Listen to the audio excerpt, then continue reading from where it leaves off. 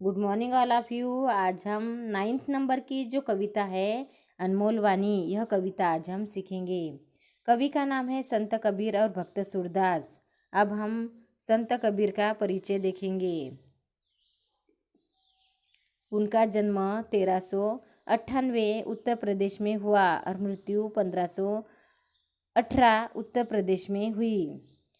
भक्तकालीन निर्गुण काव्य धारा के संत कवि कबीर मानवता एवं समता के प्रबल समर्थक थे। यानी उनके कविता में ज़्यादातर मानवता के प्रति प्रेम ही हमें दिखाई देता है। उनकी प्रमुख कृतियाँ साखी, सबद, रमैनी, इन तीनों का संग्रह बीजक नामक ग्रंथ में किया गया है। यानी लोगों के सामने संत कबीर ने दोहे प्रस्तुत किए हैं। दोहे यानी दो पंक्तियों की कविता को ही दोहे कहते हैं। अब जो दूसरे कवि है भक्त सूरदास, उनका हम परिचय देखेंगे। उनका जन्म लगभग 1478 आगरा उत्तर प्रदेश में हुआ और मृत्यु 1563 से 1591 के बीच में हुई। सूरदास जी वात्सल्य रस के सम्राट माने जाते हैं। यानी उनके कविता में ज़्यादातर वात्सल्य प्रेम ही दिखाई देता है। उनका नाम कृष्ण भक्ति धारा को प्रवाहित करने वाले कवियों में सर्वोपरि है। यानी कृष्ण भक्ति धारा को प्रवाहित करने वाले जितने भी कवि हैं उनमें भक्त सूरदास का जो नाम है वह सर्वप्रथम है। उनकी प्रमुख कृतियाँ सुर सागर, सुर सारावली, साहित्य लहरी, नल दमयंती आदि।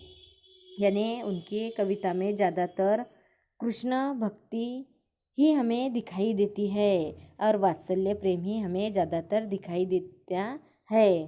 प्रस्तुत पद में यानी इन कविता में संत कबीरदास ने कहा है कि दोहों में यानी संत कबीरदास ने अपने दोहों में मनुष्य को सद्गुणों को अपनाकर आगे बढ़ने को कहा है। यानी संत कबीर ने लोगों को जो सद्गुण है उनको अपनाकर हमें जीवन में किस तरह से आगे बढ़ना है उसके बारे में बताया है। तो भक्त सूरदास ने सुर सागर महाकाव्य से यह जो पद है वह लिया है। इसमें श्री कृष्ण की बाल सुलभ लीलाओं का वर्णन किया है। यानी संत कबीर ने सद्गुणों को अपनाकर आगे बढ़ने को कहा है, तो भक्त सूरदास ने श्री कृष्ण की बाल लीलाओं का वर्णन इस कविता में किया है। तो अब हम संत कबीर के जो दोहे हैं यह देखेंगे। जैसा भोजन खाइए तैसा ही मन होय, जैसा पानी पीजिए तैसी बानी होय, कबीर तैसी बानी होय। ऐसी बानी बोलिए मन का आपा खोय, औरन को शीतल करे आपो शीतल होय, कबीरा आपो शीतल होय। बुरा जो देखन मैं चला बुरा न मिलिया कोय, जो दिल खोजा अपना मुझसा बुरा न कोय, कबीरा मुझसा बुरा न कोय। इन पंक्तियों में संत कबीरदास जी ने कहा है कि जैसा भोजन खाइए तैसा ही मन होए। यानी जिस तरह से हम भोजन ग्रहण करते हैं यानी भोजन का प्रभाव हमारे तन और मन दोनों पर पड़ता है। यानी यहाँ पे संत कबीर ने भोजन और मन का एक दूसरे से संबंध बताया है कि जैसा भोजन का प्रभाव हमारे तन मन दोनों पर पड़ता है, यानी हम जैसा भोजन करते हैं वैसा ही हमारा मन होता है।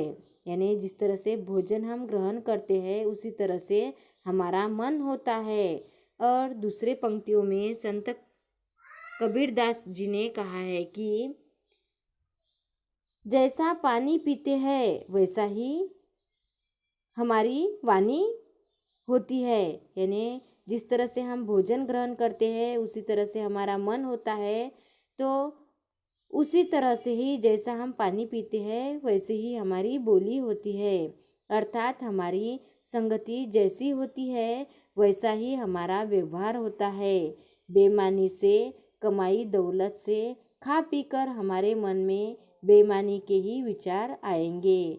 यही इन पंक्तियों में संत कबीरदास जी ने कहा है। ऐसे वाणी बोलिए मन का आपा खोए, औरन को शीतल करे आपो शीतल होए।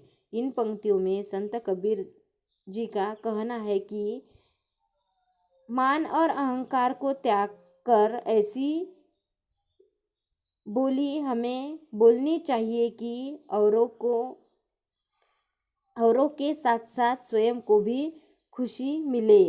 यानी हमें अहंकार को त्याग कर ऐसी वाणी हमें बोलनी चाहिए कि हमें दूसरों को तो हम सुख देंगे ही, तो दूसरों को सुख देते वक्त हमें खुद को भी सुख मिलना चाहिए।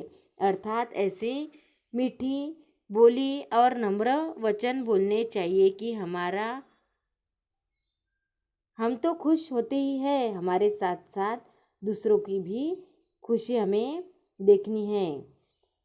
औरों को शीतल करे आपो शीतल होए।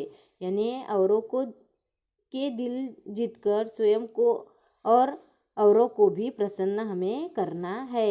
यही इन पंक्तियों के माध्यम से संत कबीर जी का कहना है।